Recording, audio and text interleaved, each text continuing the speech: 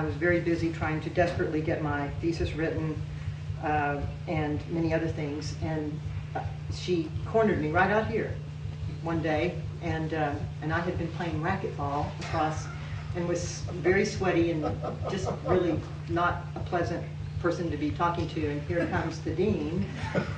She comes out of her office and over here, and she stops and she says, "DeAnn, I have something I need to speak with you with, and you don't have to answer right now, but think about it, and if you think you can and you want to, then please let me know, because I would like you to consider being the teaching assistant for Congresswoman Jordan when she comes." And I looked at her and I said, "Well, I don't need to think about that. I'll do that." And so I ended up helping Barbara put together her ethics class, the syllabus and the readings and such, and drawing the names, helping the dean draw the names of the 15 people who would get to be in her class. It was fortunate, my name got drawn. Never quite figured out whether that was set up or not. And went on to become very good friends with Professor Jordan until her time of passing in 1996. And that was an enormously rich, if nothing else had happened for me coming out of this school, that was an incredible experience. But as Steve mentioned, I was one of the presidential management interns coming out of the school. That was the second year of the class. This is how old this all is. And I went into the office of the Secretary of Health and Human Services, which at the time actually was the Secretary of HEW, who was Joseph Califano. And 1 week after I arrived, all ready to save the world, change the world, Califano was summarily fired, and we got a new secretary, Patricia Harris, who was an African-American woman who had been running HUD for President Carter. And she turned out to be a delightful secretary. And so I started out as a policy analyst, but I found, and I was one of like 8 PMIs at HEW, which quickly became HHS. And I was very intimidated by this because I'd grown up here in Central Texas. I'd only gone to the University of Texas. I'd come to the LBJ school. I was pretty, not very worldly. And I had peers who were from Harvard and from Stanford and from Princeton and you name them. And so I was fairly circumspect about my ability, but as it turned out, I got quickly promoted to be the special assistant for the assistant secretary there in the secretary's office, the person who ran all the policy and planning and evaluation for welfare reform in that year, and then also the creation of the low-income energy assistance program, which, believe it or not, is one of the few things I've ever worked on that stayed in place.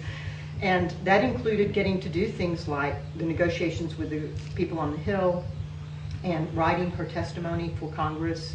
This was like a handful of months after I'd gotten to Washington, so it was very heady. And I also got to have an office that looked out on the reflecting pool in the United States Capitol, which is the kind of thing that you get after you've been there for a long, long time. And I had this lovely, small but lovely office. Well, long story short, you know what happened, and Ronald Reagan was elected. This is going to be a theme in my stories here, but Ronald Reagan was elected, and everyone I worked with who were presidential appointees disappeared on January 20th. It was like, they're gone.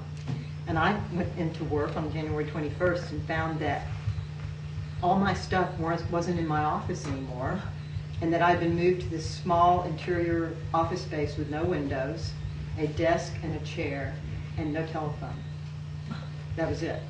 And so I thought, I wonder if they're trying to tell me something here. Because I wasn't a political appointee, I was a presidential management intern. But I took the opportunity to, as you know, in those internships, you can often move to different types of positions for the experience. And through people I knew from Senator Benson's office, I ended up at the Senate Budget Committee working on the first Omnibus Reconciliation Act in the history of the United States Congress. And my job was to sit on the floor of the Senate when they would go until the early hours of the morning with a calculator. And every time there was an amendment to an appropriations bill, I would put the numbers in. This is the beginning of my budget experience. Put the numbers in, and if it got close to the cap that the Budget Committee had given that particular area of appropriations, then I had to call Senator Domenici. And so I spent many an hour sitting in the United States Senate watching the guys do their business and using the little TI calculator. It was very high tech. I did not stay on at the Budget Committee, and it became very clear to me that I didn't want to live in Washington. I had been in Washington for a while, and so I left and went on a trip around Europe and taught school in Greece and came back, and then got a job with the Office of State Federal Relations, which was under the new governor of Texas, Mark White. And suddenly the shift in America was for people who were trying to do progressive things in government, the shift was back to the states. We had a whole new crop of progressive governors throughout the country. Texas had one of them. It was an exciting time. And representing the state's interests in Washington was an incredible experience. One, because you did a lot of work with people on the Hill. You got to know a lot of the key staff people.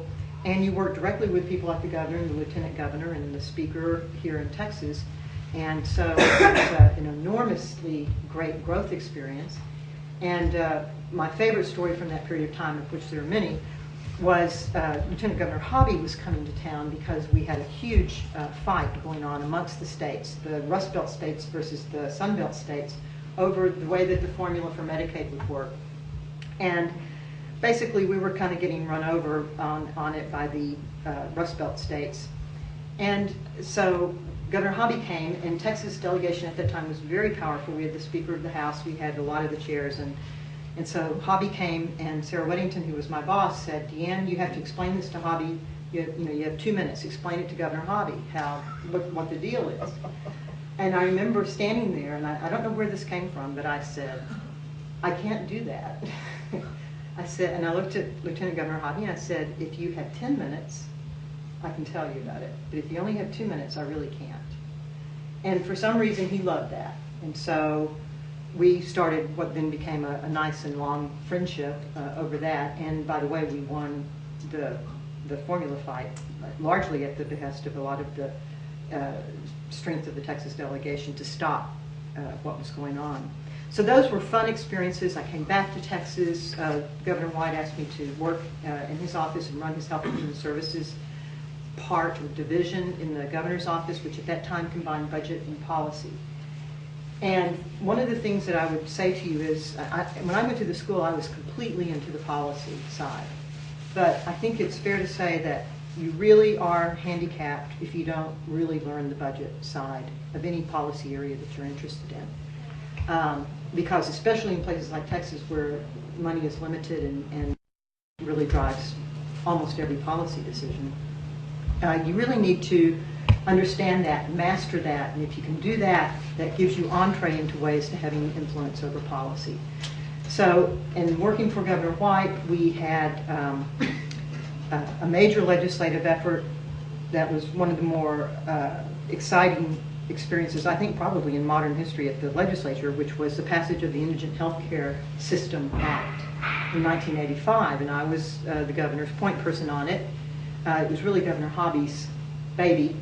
That's what he wanted. And so we ended up in special sessions. It was one of those events where it came down to be the last bill during the regular legislative session. I had spent the weekend coming up with alternative ways to finance it because Governor White refused to support a 5-cent cigarette tax. Does this sound familiar? And so we came down to the last moments of the legislative session, and the clock is ticking down, and one of the conservative members of the House who didn't want this bill to pass got up and started filibustering it with about 8 minutes left. And up until that time, honestly, they had always had this thing where the speaker would just stop the clock at the end of the session to pass whatever bills you needed. And they literally would like drape something over the clock and stop it. And I'm sitting up in the gallery watching with all my colleagues from the Lieutenant Governor's office across the way, and we're watching this happen, and he keeps talking and talking and talking. And they didn't stop the clock for the first time, like ever. The clock rang, it was midnight, the session was over, and the entire package that we had worked on for all this time went down the tubes. To say that I was upset is not to put it strongly enough